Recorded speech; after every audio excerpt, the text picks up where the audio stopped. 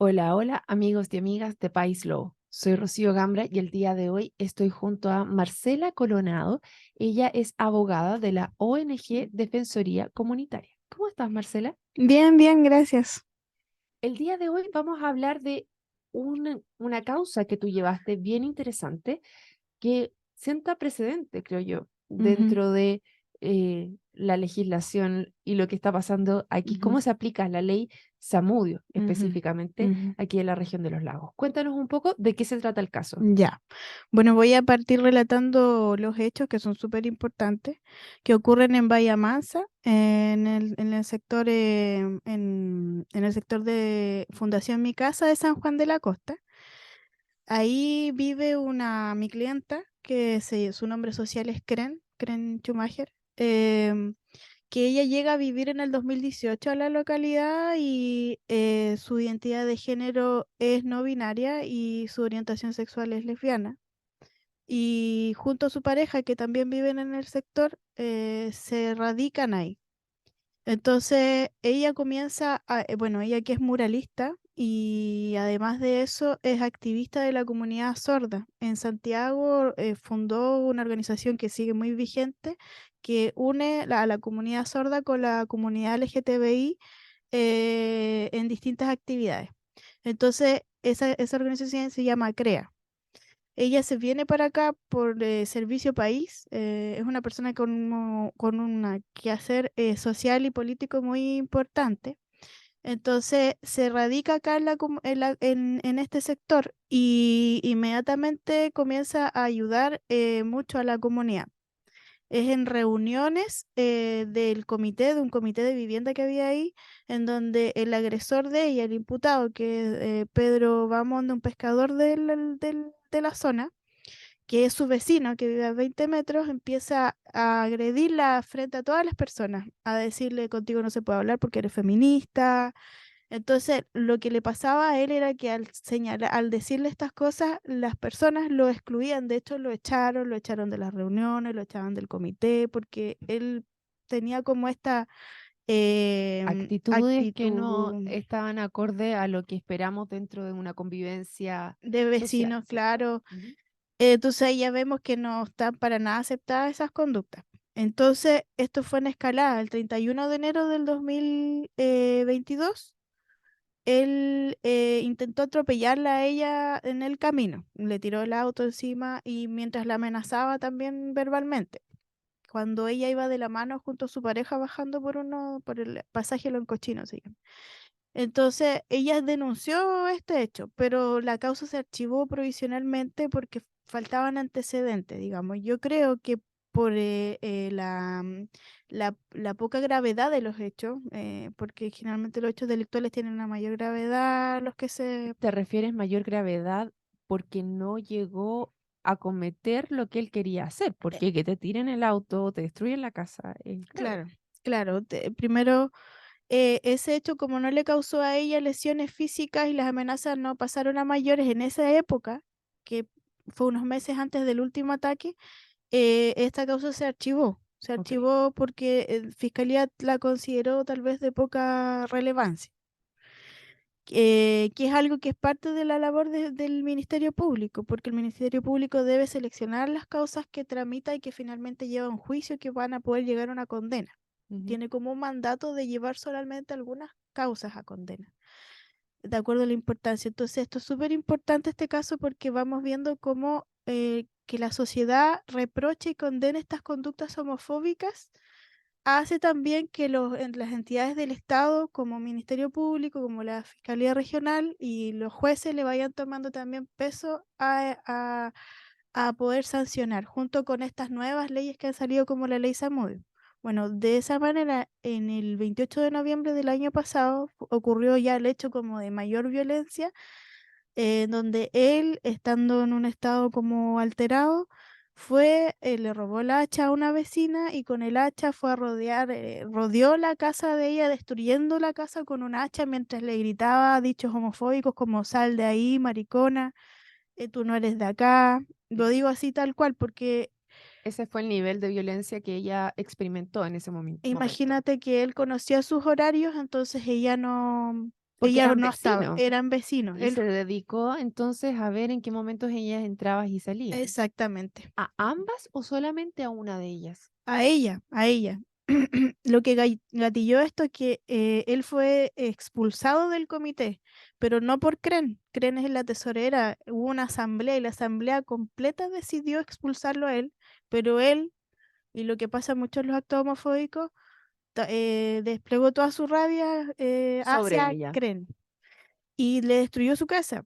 Y él pensaba que estaba ahí. Ella no estaba ahí en ese momento y la llaman los vecinos y va a su casa y la ve destruida y un vecino coloca la denuncia y los vecinos intentan detenerlo, pero los vecinos le tienen Le temor. temen. Sí, le tienen Ahí temor. estaba él todavía con el hacha, ¿no? Estaba con el hacha y se fue gritando y golpeando las rocas con el hacha como un loco se fue así y después se arrancó. Y en ese minuto hubo llamado a carabineros también que se apersonara ahí en el lugar, ¿o no? Sí, de hecho Carabineros lo buscó, pero como Bahía Manso es sector costero con árboles, Se escondió se en el escondió, bosque, se quizá. escondió, se escondió, no lo pudieron encontrar. Y luego de eso, los vecinos obviamente que de inmediato, digamos, a los pocos días ya le habían construido, reparado la casa a ella. Entonces, ahí fue cuando, ahí fue cuando Creen se contactó con la Defensoría Comunitaria de Valdivia y como yo trabajo acá en Osorno, tomé yo el caso. Pues entonces, lo que pasa es que también este caso llegó a una condena y tuvo éxito, a diferencia de muchos otros, porque ella de inmediato llegó donde nosotros, muchas veces, porque en los procesos penales, para poder condenar a una persona, hay una investigación penal primero. Y esa investigación penal siempre va quedando a criterio del fiscal si sigue o no sigue, qué diligencias investigativas se van a realizar, a quién se le toma declaración, cómo se va a investigar y finalmente si eso va a llegar a un juicio o no.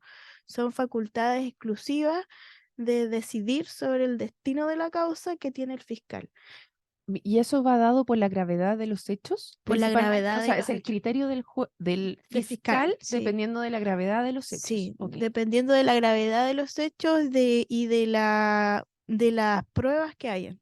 Perfecto. En este caso en particular, tú me mencionabas que podía estar en riesgo la vida de ella, porque si ella hubiera estado dentro de la casa, el objetivo de él era Claro. cometer un asesinato, ¿o no? Exactamente, sí. Así que lo primero que se otorgó por el Ministerio Público fue una prohibición de acercamiento de Ujú. él hacia ella, que él tampoco respetaba. Eran vecinos, Eran vivían a vecinos, pocos sí. Él metros. seguía pasando por afuera, nosotros ¿Podía hacer otro camino?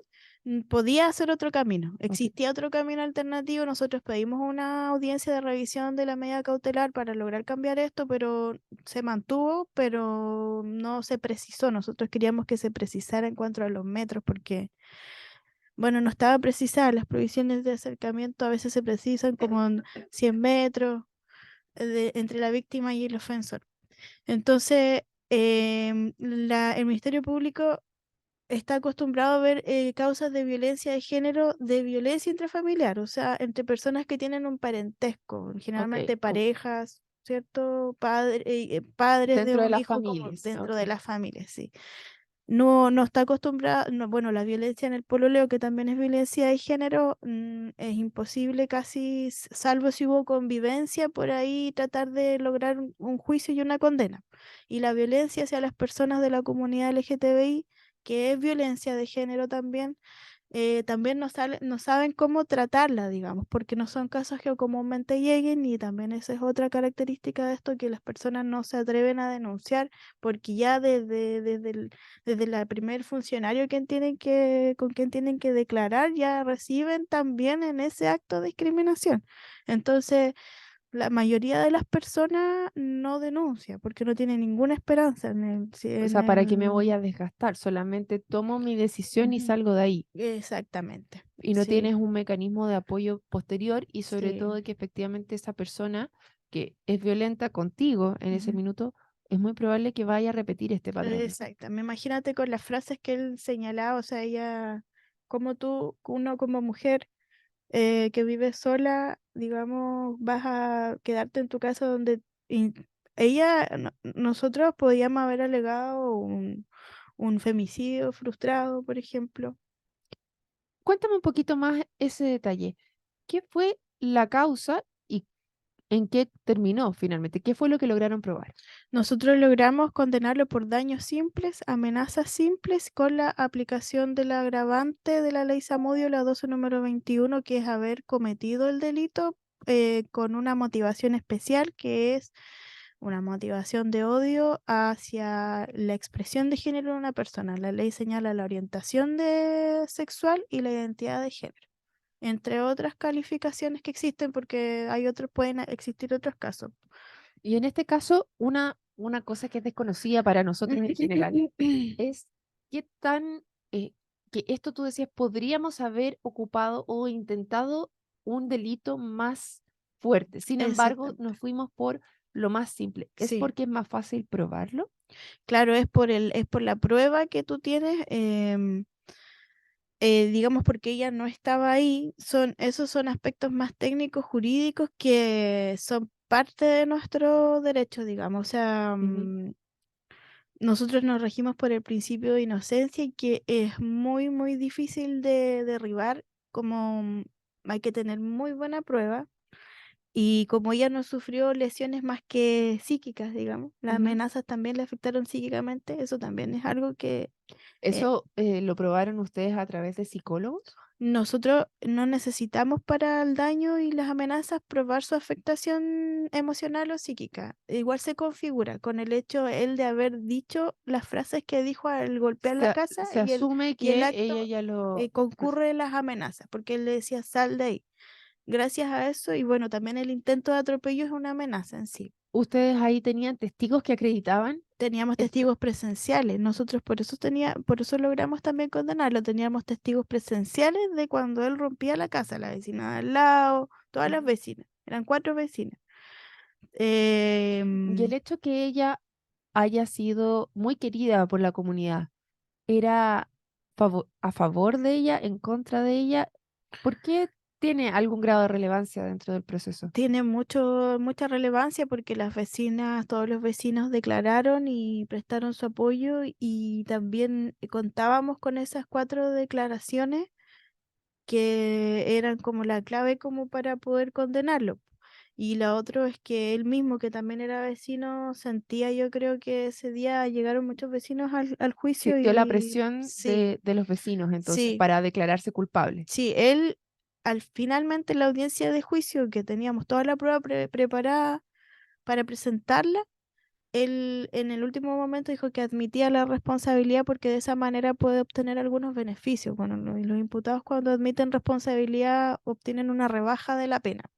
Y además, por ejemplo, les perdonan las costas del juicio, que en estos juicios penales son bastante altas, entonces seguramente su defensora conversó con él y le dijo, mira, porque como la prueba era buena, iba a obtener una condena más alta. La condena de estos delitos de daño simple no es muy alta, va alrededor de los 500 días de prisión. No es tanto tampoco.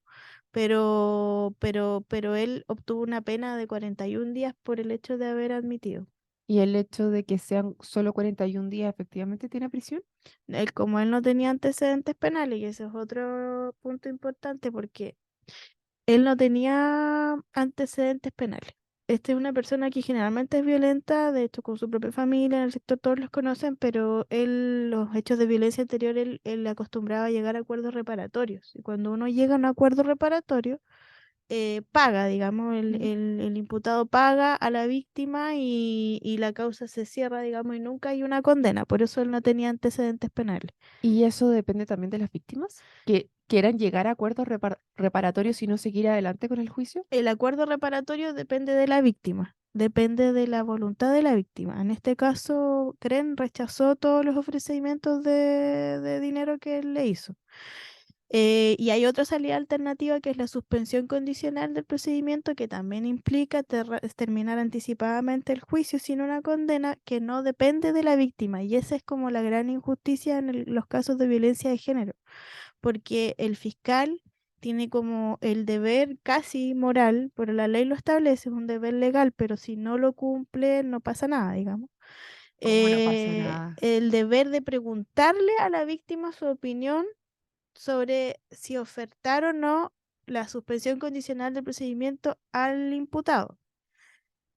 cumple con llamarla, citarla y preguntarle, mira, nosotros queremos O que se ofertar tiene que hacer esta alguna suspensión. pregunta de qué es lo que va a ofrecer. Sí, de lo que va a Pero ofrecer, con una condición, y le dice, yo le voy a pedir a él que firme, que firme cada 3 meses, que haya una previsión de acercamiento hacia ti por 1, incluso por 2 años. Y entonces le ofrecen esto a las víctimas, y las víctimas que van generalmente solas a esta reunión con el fiscal o un llamado por teléfono aceptan. sin abogados aceptan, porque también hay que ver como la calidad de la prueba del caso, y generalmente le Ujú, dicen, mira, hay muy pocas probabilidades de que lo condenemos y con esto tú obtienes algo, ujú. una protección por 2 años. Entonces, En el caso creen que fue acompañada por ti, claro, nosotros ahí no, fue distinto. claro, nosotros no lo aceptamos porque como Pero no lo sí se aceptamos. intentó cerrar antes, porque también los fiscales Varias veces, sí, tienen metas que cumplir, en los sí. cuales tienen que cerrar rápidamente los distintos procedimientos, por lo tanto ellos van en esa línea de tratar de Claro. llegar a estos acuerdos reparatorios antes. Claro, y también tienen un deber en la gestión de las causas cuando hay buena prueba, prueba suficiente. O sea, igual un fiscal tiene problemas para ante Fiscalía Regional, para justificar el hecho de por qué, digamos, cerró anticipadamente una causa si había tan buena prueba, sobre todo en un Ah, caso, tienen efectivamente ese sí, deber, sí, sí, ese indicador de sí, cerrar antes de que sí. efectivamente llegaran a juicio. Perfecto. Sí, sí, toda la labor del Ministerio Público está súper reglada por instructivos que son instructivos nacionales del fiscal nacional, Ujú. y de ahí para abajo se rigen por ello. Entonces, siempre que hay buena prueba, sobre todo en un caso así que es de violencia de género y existe un tratado internacional que se llama la Convención de Belén do Pará, que Chile la tiene ratificada, que es para sancionar, erradicar, prevenir la violencia hacia la mujer, porque es un poco desactualizada también esa convención, es como del 90. Entonces, el Estado tiene el deber de sancionar la violencia de género.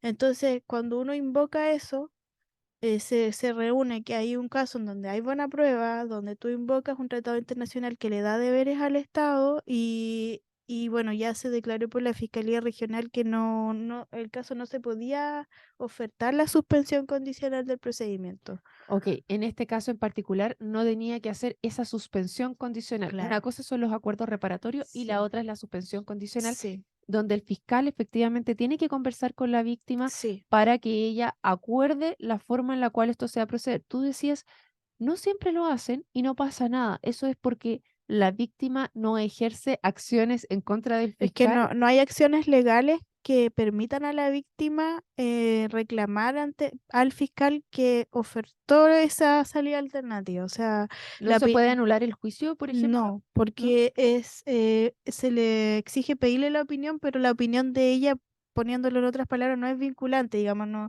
obliga a nadie. O sea, ella puede negarse ante el fiscal. Pero el fiscal sí, Pero el fiscal, si aún así considera que tiene que ofertarla, la oferta, la suspensión condicional. Entonces, y en ese caso ella puede, esa persona que está en contra de esta suspensión puede ejercer otro camino posterior, pero claro, tendría que ser por su propia cuenta. claro, Ok. un reclamo administrativo a la Fiscalía Regional, que eso es lo que yo hice y lo que hago en los casos. Yo he intentado reclamar por la suspensión condicional porque me dedico a los casos de violencia de género, maltrato habitual, violencia intrafamiliar, y siempre lo he intentado como en audiencia ante el juez y ante el fiscal regional. Resulta que esto de esta salida alternativa es una cuestión exclusiva, digamos, de la Del fiscalía. fiscal, Entonces, es decisión de él, digamos. Y también uno podría analizar que de fondo hay una decisión política. de él o de ella, porque Claro, pueden ser fiscal de cualquiera porque de los dos sexos, ¿no? sí, porque hay una decisión política, y entre más se ha connotado el caso o para la gente sea importante la temática del caso, como en este caso, por ejemplo, que me imagino que cualquiera se sensibiliza, digamos, de que una mujer o cualquier persona, digamos, sufra ese atentado, y más aún por expresar su género como ella gusta, Por digamos, vivir su vida. por vivir su vida. Imagínate la relevancia de eso. Entonces, eso es lo que, al menos en este caso, Pero Fiscalía Regional, entonces, regional en resumen, No, nos queda un minutito. ¿Cuál fue el resultado final en que quedó este juicio? Y danos eso primero y después te hago una segunda pregunta. Ya, no, él fue condenado a una pena de prisión, pero la cumple, digamos, firmando con remisión condicional y lo importante de esto fue que se reconoció que concurría la agravante que estableció la ley Zamudio y eso es muy importante porque según nos informa Fiscalía y según también nosotros averiguamos, porque hay varios informes de organizaciones como Móvil que se investigan estos casos, sería como la primera vez que al menos aquí en nosotros se aplica la ley Zamudio. Entonces esto es muy importante para todas las personas que han sufrido alguna discriminación de esa manera. Y aquí va mi segunda pregunta, Marcela.